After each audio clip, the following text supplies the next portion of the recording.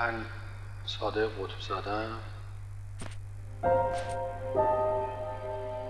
علت دستگیری من در رابطه با برنامه براندازی است. هدف از بین بردن سران حکومت، این جمله البته ما.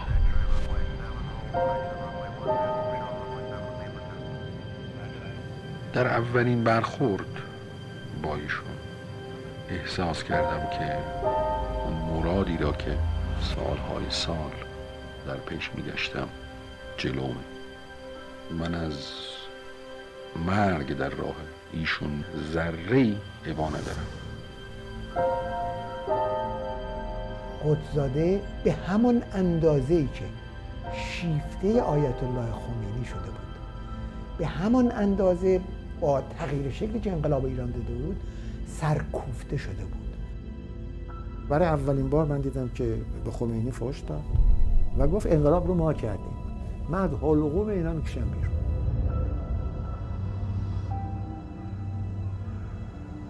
رفتم پلو آقای خمینی گفتم که صادق مستحق اعدام نیست. گفتم کی گفته اعدام؟ گفتم به هر حال اگه در ارتباط با شما مطلبی هست ببخشینش. گفتم بخشیدمش. یک شهری به عنوان افتخار خودش نقل کرده بود که من خیلی رفتم اصرار کردم تا بالاخره رضایت آقای خمینی رو برای اعدام قطب‌زاده گرفتم. اعدامش هم فوق‌العاده دردآوره. به پر و پا و سر و دست و به همه جاش میزنن و این رو زجر کشش میکنن. قطب‌زاده بریده بود، رویاها همه به باد رفته بود، از جهان بریده بود.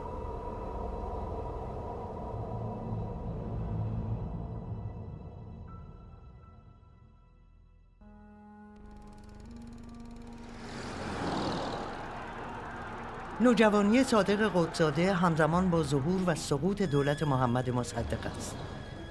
او از 15 سالگی شیفته مصدق می شود و بیزار از کسانی که به چشم او رو در رویش ایستادند، یعنی شاه و حزب توده. بعد از کودتای 28 مرداد 32 و تبعید مصدق، اغلب هواداران او هم زندانی یا خانه نشین می شوند. جریانات سیاسی سرخورده و ناامید شدند. قطب‌زاده جوان به شاخه دانشجویی نهضت مقاومت ملی می‌پیوندد. I think Mossadegh was really the foundation of Sadegh's politics and his revolutionary politics. Sadegh had worked all his life for this revolution. It started certainly far back, even when he was a teenager. His father Hossein was a Bazari and supporter of Mossadegh. After Mossadegh was deposed in the 1953 coup, he wanted some help with some Tabrizi trees that he could sell. Sadegh's father sent him to help Mossadegh with this project, and it was during the time he spent with him that he learned more directly, and he learned so much of Mossadegh's philosophy and politics.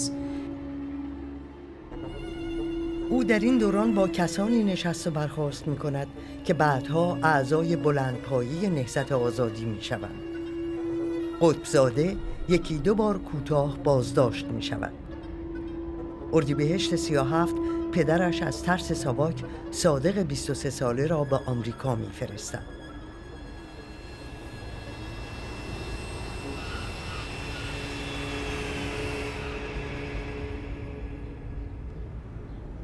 اولین قدم شهرت یافتن و بدل به یک نام سیاسی پرآوازه شدن صادق قطب‌زاده مربوط به برخورد در ایالات متحده آمریکا و به خصوص انعکاسش در فضای درونی مبارزات دانشجویان ایرانی است. قطب‌زاده تصمیم گرفت که جشن شاهانه اردشیر زاهدی را در واشنگتن به هم بزند. این برنامه رو طوری چیده بودن از طرف سفارت که یکی از این دانشجویان بی‌طرفی که هست بره سخنرانی کنه. اون رفت بالا واسطاد به سخنرانی کردن. و من به نمایندگی از طرف دانشجویان ایرانی که در اینجا هستن تا این گفت اینم یکی از اون تعداد رفتوزش که مردی که تو نماینده ما نیستی خود شده برید بالا. گفت عید نوروز را به همه تبریک میگویم، اما عید بزرگتری است برای ما ایرانیان. به محض اینکه ملی شدن صنعت نفت را به نام مصدق ذکر کرد، سیم میکروفون را قطع کردند. بلنگوری که قطع کردن ایشون که دعوار کردن ما گرفتیمش ایشون که فریاد زد شما میخواهید به وسیله یک موش افسر رجال صدای ملت ایران را خاموش بکنید.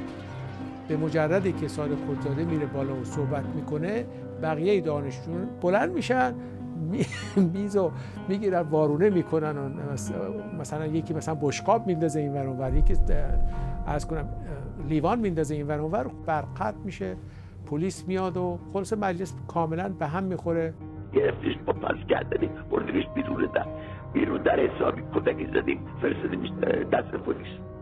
اردشیر زاهدی تصمیم میگیره که تا دمدم صبح اونا رو بیرون بیاره، به خاطر اینکه بهش فشار آوردن که آقا دانشجو هستن ولشون کنین این چیزا و آزاد کرده بودن. اون اتفاق یک نتیجه سیاسی داشت و اون نتیجه سیاسیش هم این بود که صادق خودزاده رو در محل کاملا برجسته کرد. دیگه از اون به بعد آدم کلیدی شهر ایشون بود. اون تصمیم میگرفت، ماها اجرا میکردیم، به این شکل ادامه پیدا میکرد.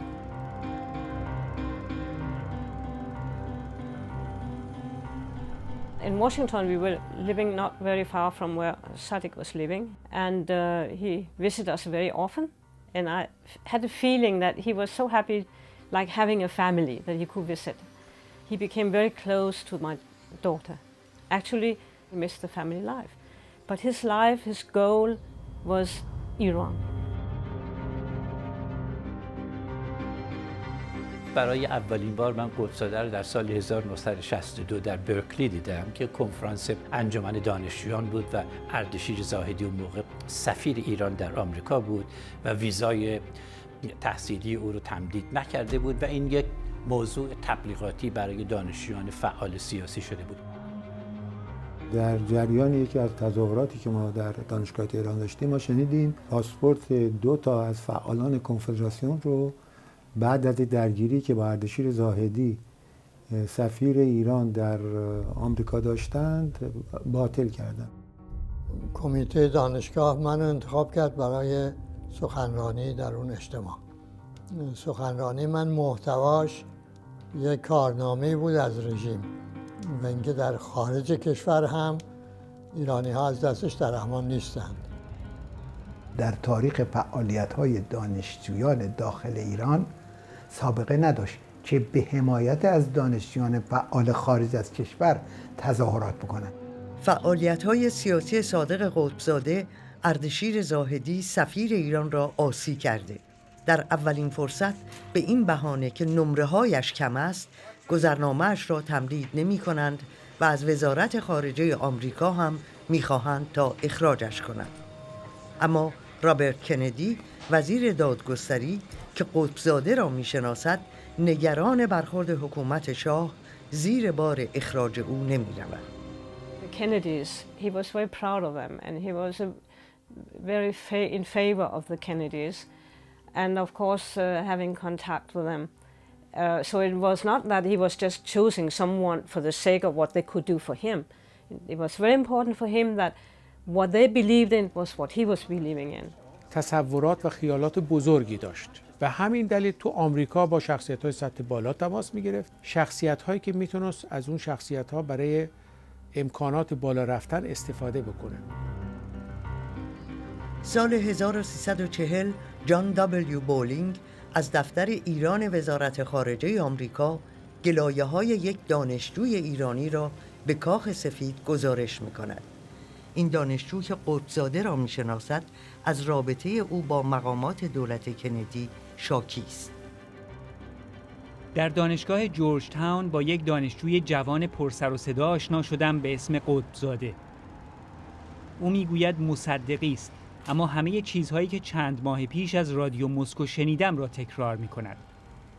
این آدم افرادی مثل سناتور هامفریز قاضی داگلاس و حتی وزیر دادگستری را مرتب ملاقات می‌کند. او میگوید به زودی با حمایت آمریکا در ایران انقلاب می‌شود و شاه کشته یا تبعید می‌گردد و ایران استقلال پیدا می‌کند. او میگوید در آن موقع او هم وزیر خواهد شد.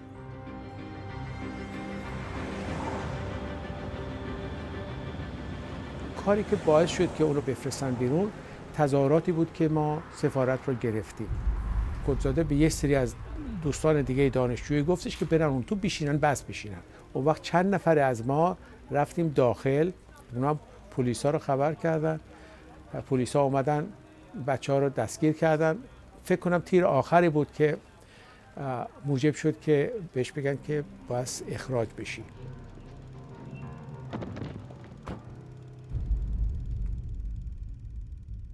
از ابتدای دهه 40 شاه کمر به مدرن کردن ایران می‌بندد. بعضی روحانیون با اصلاحات او مخالفت می‌کنند، اما هیچ کس به بی‌پروایی روح الله خمینی به شاه حمله نمی‌کند.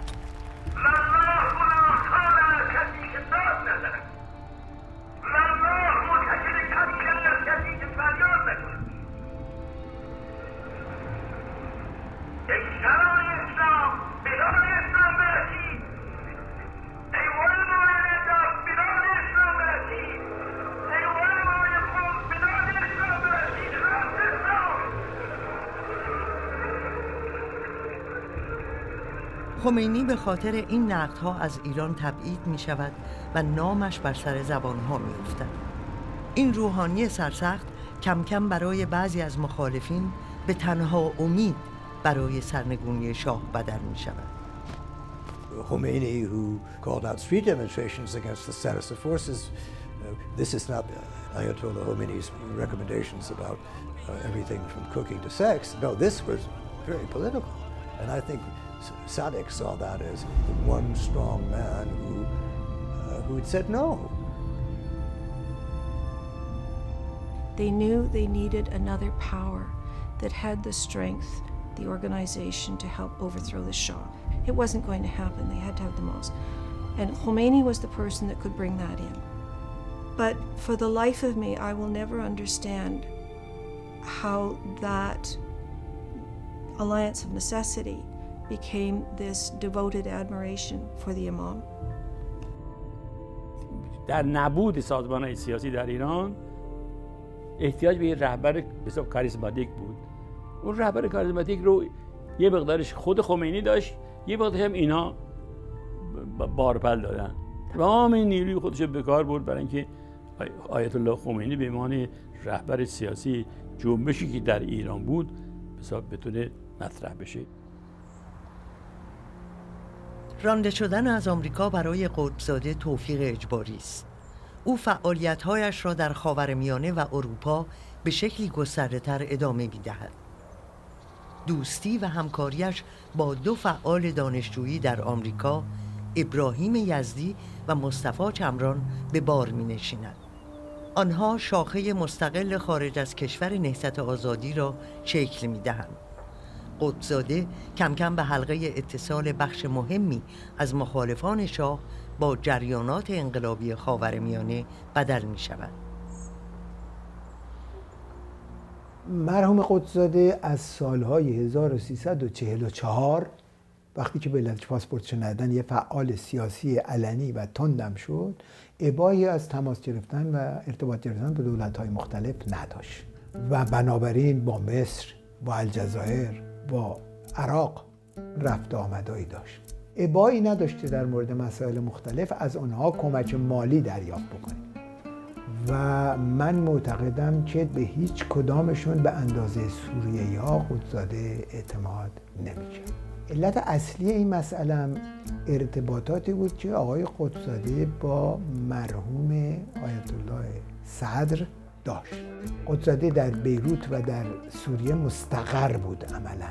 حتی با رفعت اسد برادر حافظ اسد ارتباطاتی داشت. رفعت الاسد هم در اون زمان رئیس سرای دفاع یا گارد ملی ریاست جمهوری بود. خیلی قدرت داشت، قدرت امنیتی داشت. البته صادق با عرفات هم روابط نزدیک داشت، با فلسطینیان. از طریق امام موسی صدر با خیلی آشنا شده بود، به خصوص با کسایی که با آقا موسی نزدیک بودن. رفته بود سوریه تو یک کنگره شرکت بکنه، رژیم هم که گذرنامه‌اش گرفته بود، اونا بهش یک گذرنامه داده بودن.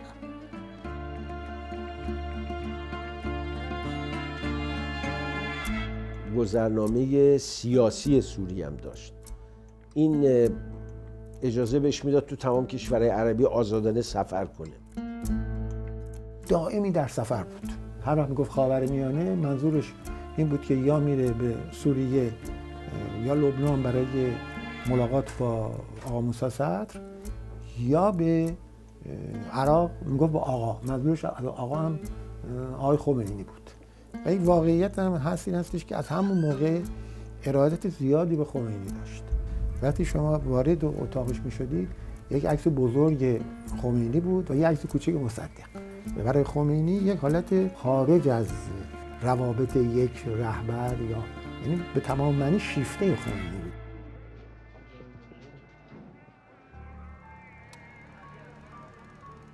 در اولین برخورد احساس کردم که اون مرادی را که سالهای سال در پیش میگشتم جلومه. من جز شاید 1 یا 2 بار دست پدر و مادرم رو در زندگی نبوسیدم، ولی دست امامو همیشه بوسیدم و همیشه میبوسم. هیچ کس در زندگی من تا این حد قدرت نداشته و حاکمیت نداشته. من از مرگ در راه ایشون ذره‌ای ابا ندارم. تشکیلات مدرن تو جامعه ما جا نیفتاده. تشکیلات مرید و مرادی یا پدر و فرزندی است. مرحوم قدس‌زاده هم در اون زمان به عنوان یک آدم کارگزار فعال چنین رابطه ای رو با آقای خمینی داشت، به خصوص که همه چیز خودش رو محو آقای خمینی کرده بود. مثل یک پسری به پدر مطلوب و ایدئال خودش با آقای خمینی بود. این که بره در عراق و خمینی رو ببینه یک امر کاملا طبیعی بود. با چه شکلی رفتار بکنه که خودشو مرموز نشون بده، خودشو ارزنده نشون بده و خودشو وفادار نشون بده و خودشو نزدیک نشون بده و اینا، خلاصه دل اونم تونسته به دست بیاره. اون تشخیص داده بود که خمینی یک شخصیتی است که ممکنه به جایی برسه از نظر قدرت. علی‌رغم همه حرفایی که راجبش میزنه، به معنای واقعی لوتی بود. یعنی اگر میگم من آقای خمینی رو دوست دارم، واقعا دوستش داشت، مثل اونای دیگه نبود تظاهر بکنه. و اگر یکی هم بدش میمد، این بدی رو ابراز میکرد. He was very good at analyzing the situations, at analyzing the people, at analyzing what needed to be done for an alliance. His diary from his trip to Najaf shows that very, very clearly. مردی است در نهایت متانت و وقار، ساده و بیالایش، در کمال هیبت متواضع، متعهد به نفس، قدرتمند، با شخصیت و با ابهت، صریح و کمگوی و گزیدگوی. از اهمیت و عظمت خود آگاه است و به آنچه دارد مطمئن است. با توجه به این امور، اگر اطراف ایشان یک عده آدم با شعور و با فهم و مؤمن باشند، میتواند بهترین نوع رهبر هم باشد و خوب اداره کند. متاسفانه از این جهت قدری در مضیقه می باشند. چه چند نفر افرادی که به ایشان نزدیک هستند، آدمهای مؤمن و معتقد هستند، ولی اختصاصات ضروری دیگر را ندارند. که آدم دستن در کار عملی بود و به طور کلی با کسی هم مثل که نمیتونست کار بکنه. یعنی خیلی تکرو بود.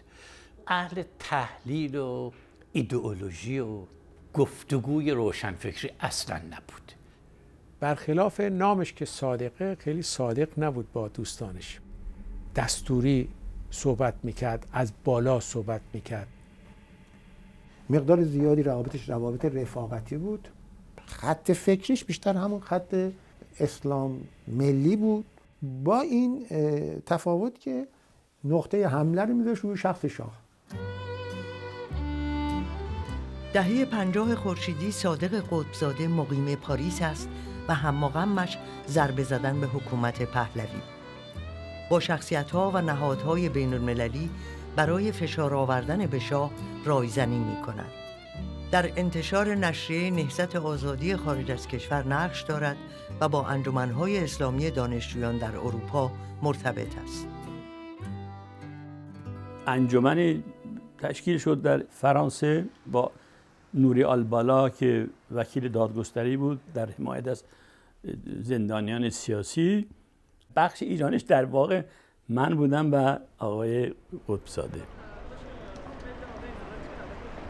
Je l'ai rencontré au mois d'avril-mai 1971, qui nous a parlé des problèmes en Iran et qui nous a demandé d'organiser un voyage en Iran. On a été quelques fois en Iran avant la Révolution, d'essayer d'obtenir des visites des détenus que le Shah avait exécutés, mais toujours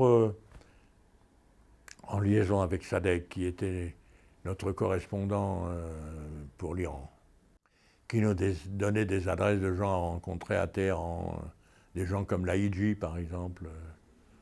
قطبزاده مقدار با خارجی‌ها رابطه داشت و از جمله با یکی از همسایه‌هاش برتران ولت وکیل دادگستری. اینها یک دفتر وکالتی داشتن در پاریس با دو همکارش کریستیان بورگه و فرانسوا شیرون و یه وکیل دیگه به نام نوری آلبالا. من رو به اینا معرفی کرد. هر سفری هم که من به پاریس می اومدم خب تماسایی هم با قطبزاده داشتم و وسیله ارتباطم بیشتر همین انجمن دوستی همکارای وکیل ما بود که فوق‌العاده در دفاع از زندانیان سیاسی ایران نقش بازی کردن. He had very good friends. I mean, especially the three French lawyers. They were the four musketeers. I mean, they were friends. They were real friends, and they used to eat together, drink together. They had fun together. They were pals.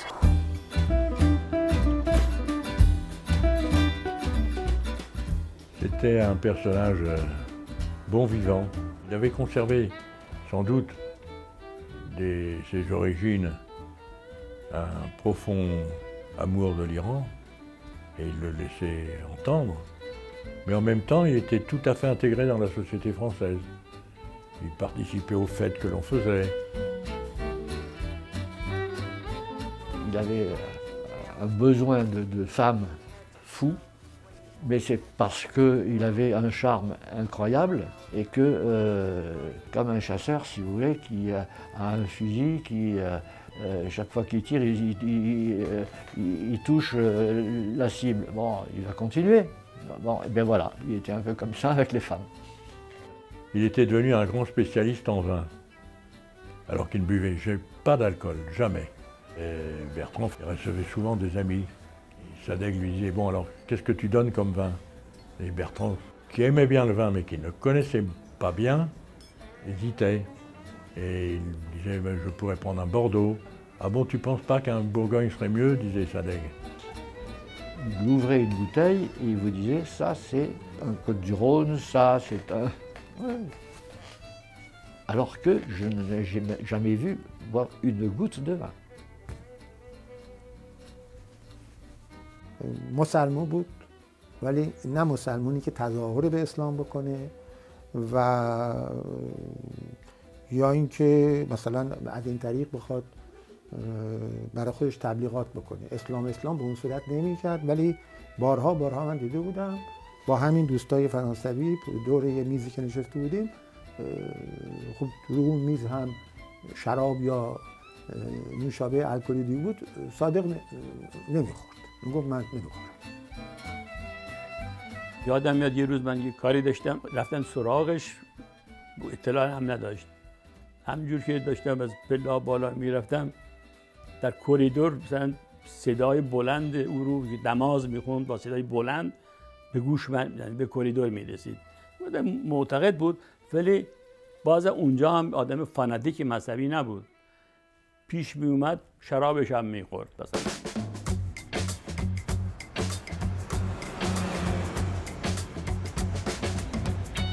موضوع مربوط میشه به سالهای فکر می‌کنم 53 54.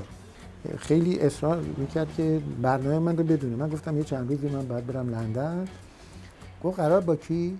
گفتم با عفو بین‌الملل. گفت من با عفو بین‌الملل، به خصوص با خانم امبرلی من خیلی دوستم فلان، بیا و اصلا من اونجا بیام اونجا من معرفی کنم. گفتم نه، اونا یه مقدار منو میشناسن. به مجردی که امبرلی ما رو با هم دید من اصلا رنگش پرید، خیلی سرد با من رفتار کرد. بعد گفتش که ولی شما شماره تلفنتون رو من بدید، من بعد با تو تماس میگیرم. ما قرار گذاشتیم فردا من رفتم اینا، گفت تو با این کار میکنی؟ گفتم نه بابا این دوستیست، من 2 سالیست میشناسمش و هر موقعی که من میام پاریس من میبینمش اینا. گفتش که این هر خبری میاد به ما میده، مثلا اگه میگه تو ایران 40 نفر اعدام شدن، 2 نفر اعدام شدن. دوم هم که باز یه مقدار برمیگشت به همون شخصیت قطب‌زاده، میگفت همیشه سعی میکنی یکی از این دخترای ما رو اینجا مثلا خب من خندیدم و چیز نداشتم بگم دیگه. سال 55 شاه در اوج قدرت است. ساواک مخالفان داخلی را قلع و قم کرده و صدای منتقدان به گوش نمی‌رسد. همزمان با شدت گرفتن فعالیت گروه‌های مخالف بیرون از ایران، شایعه وجود فهرست ترور ساواک در خارج پخش می‌شود. Vous affirmez avoir été payé par police politique iranienne pour assassiner un opposant politique ici en France. Mais non seulement je le confirme, mais je vais essayer de le prouver. قطب‌زاده با فردی به نام یوکیپ خامپیرا آشناست. نقاش و روزنامه‌نگاری ارمنی است که وضع مالی خوبی ندارد. آنطور که خامپیرا میگوید ساواک او را تحت فشار میگذارد که به پاریس برود و در قبال پول ترتیب ترور قطب‌زاده را بدهد. He tries to eliminate the real opposition to his regime, the people who can replace him without any problems, who can run the country. در دست‌نوشته‌ای از قطب‌زاده آمده که خانپیرا نقشه ساواک را به او لو می‌دهد. میگوید فرصتی است که هم پول را بگیرند، هم آبروی شاه و ساواک را ببرند. قطب‌زاده ماجرا را به رسانه‌ها می‌کشد. به ادعای خانپیرا ساواک 3 روز به او آموزش می‌دهد و رابط او سلاح و صدا خفه کن در اختیارش می‌گذارد. This is very ridiculous. We are not the people who want to kill anyone. We had traitors in the past. Many of them has come back, even the communists. ریچارد کاتم استاد دانشگاهی است که سالها به عنوان کارشناس ایران با دولت آمریکا ارتباط داشته. او از قول یک منبع موثق برنامه ساواک برای ترور مخالفان را تایید می‌کند. If I were to work up a list of people who the Shah would like to kill, I would put Qutbzadeh near the top.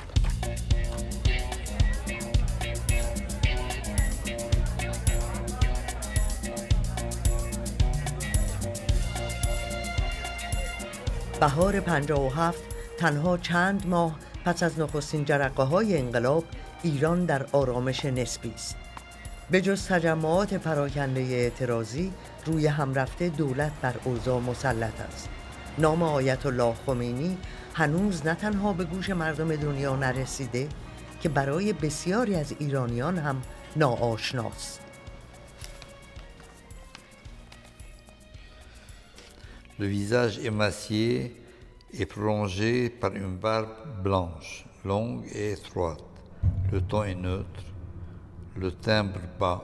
L'ayatollah Khomeini parlera durant des heures sans trace d'émotion dans sa voix, sans que rien ne bouge dans ses traits. Même quand il dira... اولین گام رو در جهت جهانی کردن انقلاب اسلامی و شخص آقای خمینی شد قطب‌زاده انجام داد و اون این بود که لوسیان جورج خبرنگار معروف لوموند رو برداشت و برد نجف. او مصاحبه مفصلی با آقای خمینی کرد که اول بار آقای خمینی رو به عنوان برجسته ترین مخالف شاه مطرح کرد، قبل از اینکه اصلا آقای خمینی از نجف بیاد بیرون بره فرانسه و اونطور چهره جهانی بشه.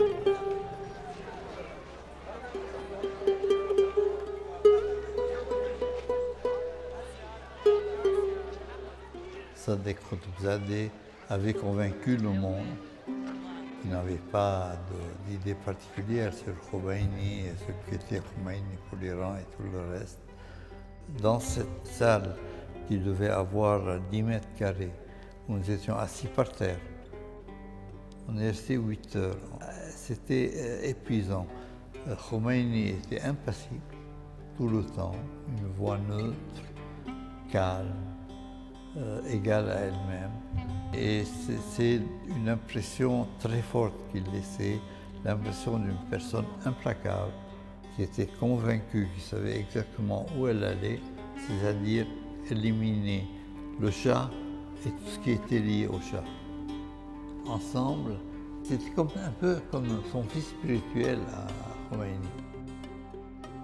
قطبزاده و ژورژ که با پاسپورت عربی برای ورود به عراق ویزا نمی‌خواهند، برای برگشتن به ویزای خروج نیاز دارند. Il avait un passeport au Bahreïn. Après coup, j'ai vu ce passeport, j'ai dit, vous êtes fou ou quoi? Tu viens, un passeport bahreïnien qui pue le faux. Je vais avec ça à la sûreté. Je passe devant lui, bon, ça passe sans problème. Sadek arrive, il ne parle pas l'arabe. Le policier irakien m'appelle, il m'a dit oui, il est épicier à Bahreïn. Je pose des questions à Sadek qui me répond en français, et puis j'invente en lui disant voilà, il le vend, et puis quand c'est des Arabes, il lui indique du doigt ce qu'ils veulent. Le policier me dit allez, suivez-moi. Il le prend Sadek et il monte. Et au bout d'une demi-heure, Sadek revient avec un tampon. Il est tombé par hasard sur un officier cheikh qui, lui, avait déjà des sympathies pour Khomeini. Il lui a tamponné, qui lui a dit tu sors tout de suite demain d'Irak. Et c'est comme ça que nous sommes sortis.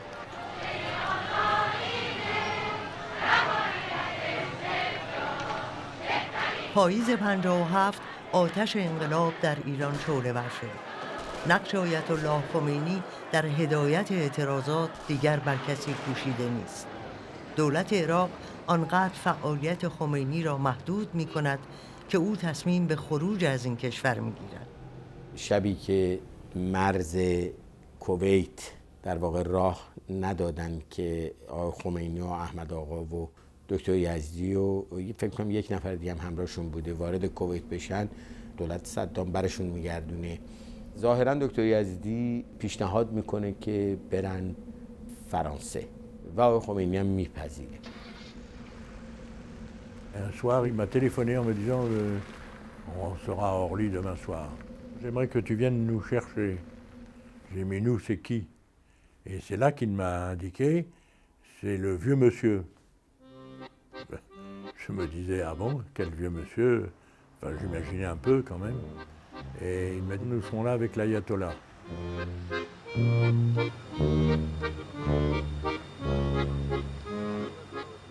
آقای احمد خمینی تلفن کرد ما یک خانه میخوایم فوراً. ایشون به من گفت کسی هم نفهمه. بسیار خوب. ما هم به کسی نگفتیم. رفتیم فرودگاه. اونجا که رفتیم دیدیم که آقای قطبزاده هم هست. یک وکیل دادگستری هم هست و فرانسوی و آقای حبیبی هم هست. در خب اونجا حال احوال کردیم و منتظر شدیم و ایشون هم وارد شد. آقای قطبزاده به ایشون گفت با آقای خمینی شما تشریف داشته باشید من برم ماشین بیارم جلو در. ولی آقای خمینی رو کرد به من گفت آقای بنی صدر کجا برویم؟ منم گفتم اتومبیل اینجاست بفرمایید سوار شید. برای شما خونه تهیه شد.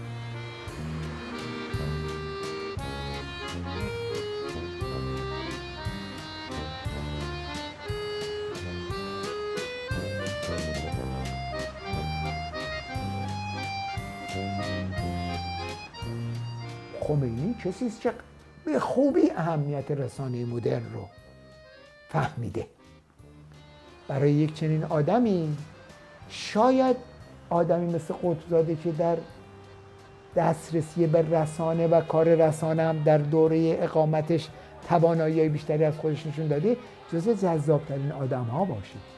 قدس‌زاده در اون زمان بیشتر مرد میدان عملی بوده که ایشان احتیاج داشته باشه.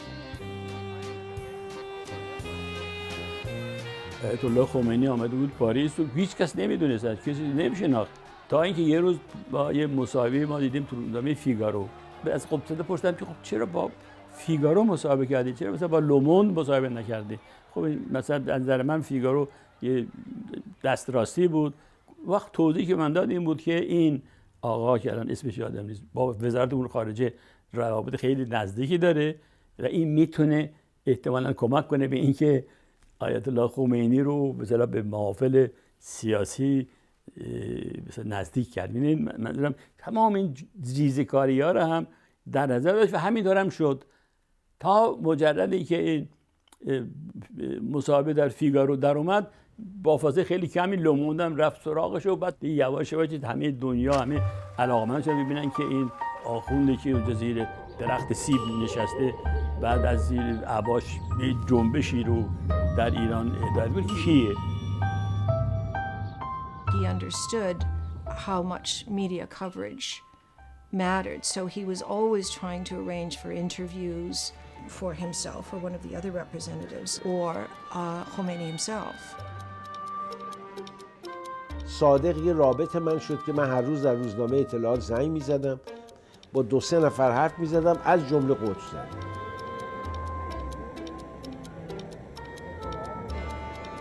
Il avait constitué un réseau important de journalistes ici à Paris. Au départ, il avait des relations avec eux comme ça épisodiques, et après il avait réussi à créer vraiment des relations personnelles très très approfondies. C'est-à-dire qu'il avait un pouvoir de conviction très important. Il ne laissait pas indifférent, donc si on s'intéressait à son sujet favori, c'est-à-dire à l'Iran, on était acquis et à ce moment-là il suivait. Donc, par exemple avec John Randall, il a eu des relations très très suivies. I don't want to reduce Sadek to a huckster, but he was selling Ayatollah Khomeini. Nobody heard about him. He was opposing the Shah, and everybody thought, rightly or wrongly, the Shah was solid as the Rock of Gibraltar. He came on very strong. You know, he could be charming, a very forceful man. Remember also, he was a big guy. There was a physical presence to him. Even if you didn't necessarily agree with him, you listened to him. He had that great gift of the revolutionary, which was to talk and talk and talk until you ended up sort of knowing the answers. You knew what he was going to say, but that was his triumph because the case he made and the way he made it were forceful enough to enter into your skull. بله، خیال می‌کنی تمام اینا که دنیا به این چیزی رسیدن از همین طریق، از همین دکونبازی است. استاد این دکونبازی می‌فرمایید. این عمل عکرایی که بلند می‌کنه یا می‌بینی با آسون بزنه چیه؟ همین است. اولا آدم خوش لباسی بود، واقعا شیک میپوشید، خیلی هم گرم و مهربون و کارای خبرنگارا و اینا که می اومدن رو بس کردنشون به دفتر آقای خمینی رو ایشون انجام میداد. یه روزش یادم میاد که اون موقع یک آخوند جوونی بود به نام هادی غفاری که خب خیلی ماها رو اذیت میکرد، به ویژه منو، به خاطر که بالاخره من نه حجاب داشتم نه این زبان ویژه اینا رو داشتم. یه بار قطب‌زاده اونجا بود و شاهد این برخورد من و ایشون بود. بعد با دست به من اینطوری کرد و بعد گفتش که فیل کن اینا رو، اصلا اینا کسی نیستن. قطب‌زاده سلمون بود، ولی اینکه روحانیون رو در موضع قدرت ببینه، یعنی اسلام بدون روحانیت به یه معنایی که برای بسیار از مردم ایران اینطوری بوده و این رو بعدها میتونستید که در عکس‌العمل‌های بعدی و در برخوردهای بعدیش در ایران هم ببینید.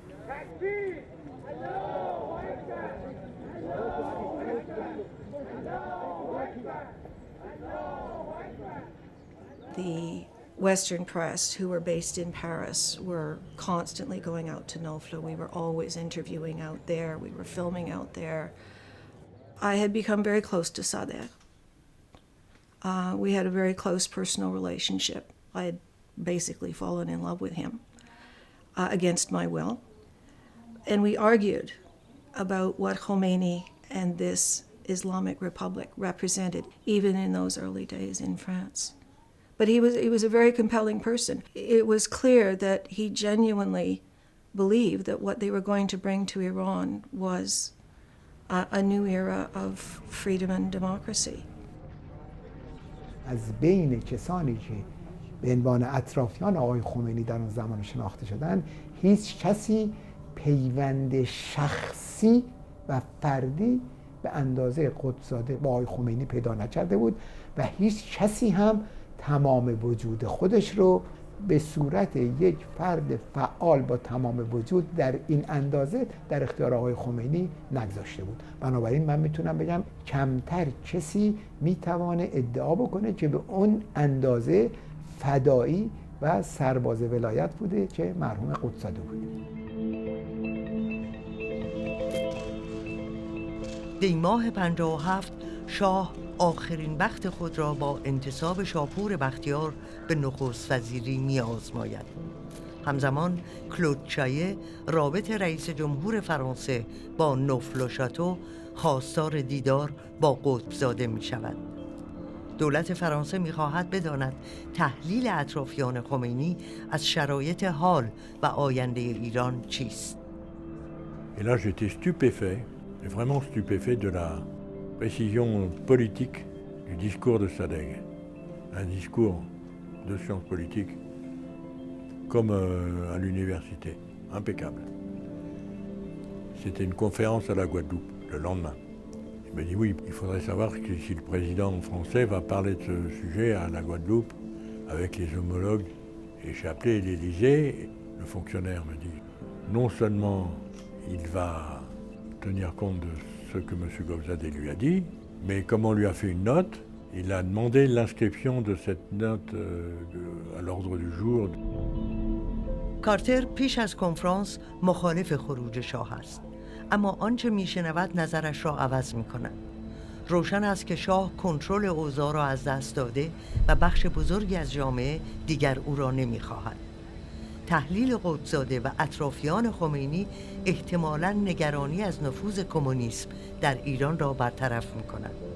مهمتر از همه ژیسکار دستن رئیس جمهور فرانسه اطلاعاتی از پزشک شاه گرفته که نشان می‌دهد محمد رضا پهلوی دیگر توان جسمی و روحی سلطنت ندارد.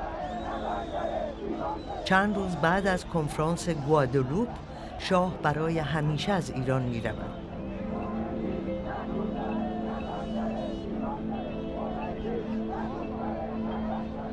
شبی که بختیار نخست وزیر شده بود تلفن زنگ زد و خبرنگار به هر حال از اون طرف پرسیده بود که بختیار اگر بیاد آقای خمینی میپذیرش.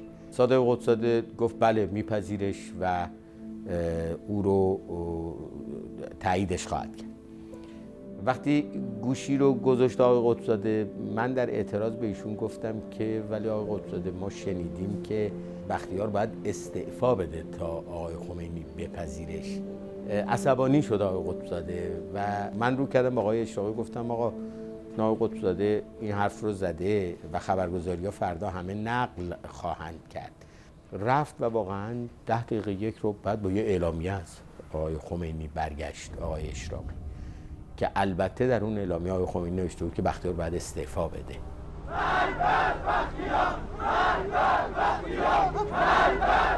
The timing was the source of misunderstanding. This should be clear that he should resign first, and after his resignation, he'll be received by Ayatollah. آفت کار جمعی تکروی است و متاسفانه او این گرفتار این آفت بود. ایراد من و آقای حبیبی این بود که آقای قطب‌زاده خودسر تصمیمات میگیره و اجرا میکنه، حتی به ما زحمت اطلاع دادنشون رو به ما هم نمیده. غالبا بعد از اینکه قال بلند میشد ما میفهمیدیم که یک کاری شده به نام ما.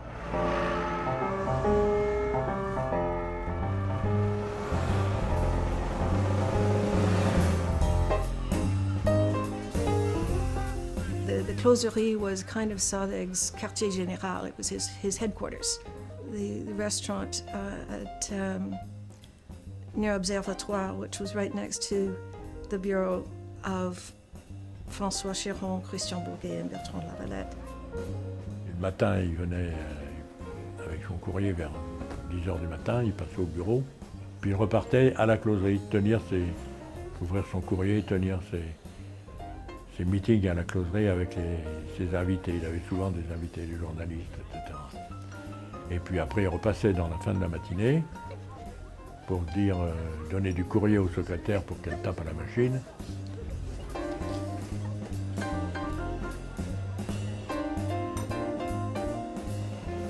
یه تعدادی دوست داشت که دوستم منظورم دوست دختره که اینها توی شرکت‌های هواپیمایی کار می‌کردن و از طریق اونها میتونستش برای خودش مقدار بلیط بگیره. یعنی این چیزایی که من شاهدش بودم و خودشم میگفت من یه مقداری از اینا سرویس هم میگیرم. منم به عنوان یکی از در حال نادشست‌های خودش میگفتم و خب من میدیدم مثلا تمام کارهای سکرتریش هم میداد اینا میکردم. برای اینکه قطب‌زاده یکی از ویژگی‌های قطب‌زاده هم این بود که با وجودی که سعی میکرد با دو زبان صحبت بکنه هیچ کدوم از این دو زبان رو خوب حرف نمی‌زد. Je vivais avec un Iranien. On s'est revus dans des circuits amicaux. Je m'intéressais déjà beaucoup à ce qui se passait en Iran. Donc j'ai commencé à travailler entre guillemets avec eux. Je leur ai proposé mes services. Et voilà, je tapais à la machine des textes, je l'aidais à rédiger des textes, des conférences, des entretiens, voilà. Mais j'avais un rôle quand même qui était un rôle déterminé, qui était quand même celui d'une femme. Et puis, j'ai cherché un travail pour me nourrir qui n'était pas celui d'actrice, et donc je suis devenue hôtesse de l'air.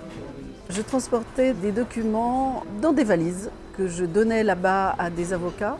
À la question quand même que je posais à Sader, je lui disais, si il arrive qu'on me contrôle, qu'est-ce qui va se passer? Il me disait, mais tu leur dis que tu viens de ma part et tout ira bien. C'est énorme, non? C'est énorme. C'est-à-dire que je me fais contrôler, j'envoie des tracts, des documents, des trucs complètement pour foutre le chat en l'air. Et je dis, ah non, mais c'est pas grave, je viens de la part de Sader. Oh, bah pardon, attendez, on vous remet tout dans la valise et puis allez-y, vous pouvez y aller, il n'y a pas de problème. Non, c'était incroyable. Salopard. And we have negotiated with Air France, and Air France is willing to provide the planes and all that. So there is no problem in terms of plane and the crews. The only problem is the problem of landing at the Tehran. But is it that there are tanks on the runway? We cannot take such a risk with Ayatollah. For us, there is no problem. With Ayatollah, we won't take that risk. I think it was in January. I went to Paris to help Sadek packing his things and his suitcase and all that. After a few days he came and he said, now we are flying back to Tehran. And I could see he was excited. He took his suitcase and left. And then after, I don't remember how many hours, but he came back. He said, we can't leave anyway. And he put the suitcase down and he was calling people and he was trying to, And then he came back and he said, well, now we are leaving. Now everything is okay. And he was going to leave and I said, your suitcase, don't you want to take that with you? He says, no, because I don't know if we ever will survive, if we ever reach Tehran. And if something happens on the way, well, I don't need my suitcase. What should I take it with me for? The departure of Ayatollah will be tonight between 11 a.m. and 11 p.m. and 1 a.m. We have heard of a column of tanks moving to Tehran airport. We have heard that, but we don't care. We did feel, in a way, we were the first hostages because the Shah is clearly not going to, or the Shah's people, or Bakhtiar, are not going to shoot down an Air France 747 full of Western journalists. However, Sadegh, Bani Sad, the others, and the mullahs themselves, they were very, very savvy about making sure they had coverage in the Western media. That was all orchestrated. I remember at the time when I was in Paris, just that week when they were leaving, an Iranian woman came to the apartment, Sadegh was there, And she said to Sadegh, you know, Sadegh, don't trust this man. Don't get together with him. Do what you want to do, but not with him. If Khomeini comes back to Iran, the whole thing will change. We have to put the chateau on again and, you know, this way. And I remember very clearly Sadegh said, no way. And say, we, not I. We will make sure that that will not happen.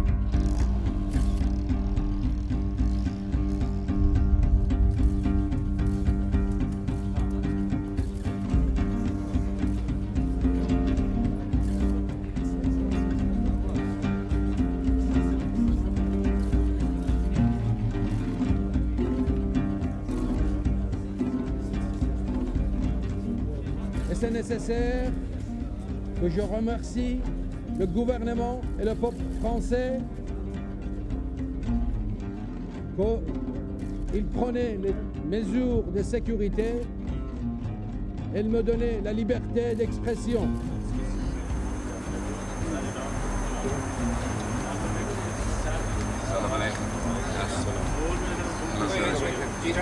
Sadegh, would you transfer us?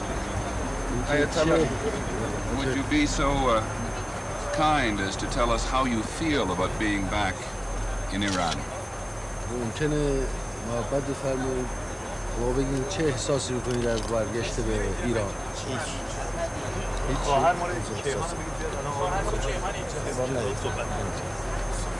Doesn't make any comment. Not much of it. Is he happy or is he excited? Doesn't make any comment. No, answer the question. None at all. Okay. Thank you. Okay. All right. Thanks, Doctor. Partway through the flight, Sadegh called the journalist to the forward cabin and had a press conference there, and he answered a few questions. And I remember somebody asking him whether this plane was safe. And he said something to the effect of, well, not exactly safe, that either we will land in Iran safely or we will be shot out of the sky by the Shah's Phantom jets. He seemed to almost be enjoying that moment. He had a bit of a wry sense of humor. We were coming in. You could see masses and masses of people in the streets of Tehran as we came down. And then suddenly the pilot pulled up very, very suddenly and just roared into the sky. The Air France pilot took it around again, very, very low pass over Tehran, and you could see all of the city and all of these people demonstrating in mass joy and hysteria, and I'm sure a tumult of emotions down there as we flew in, and he brought it down on the tarmac. And he never cut his engines.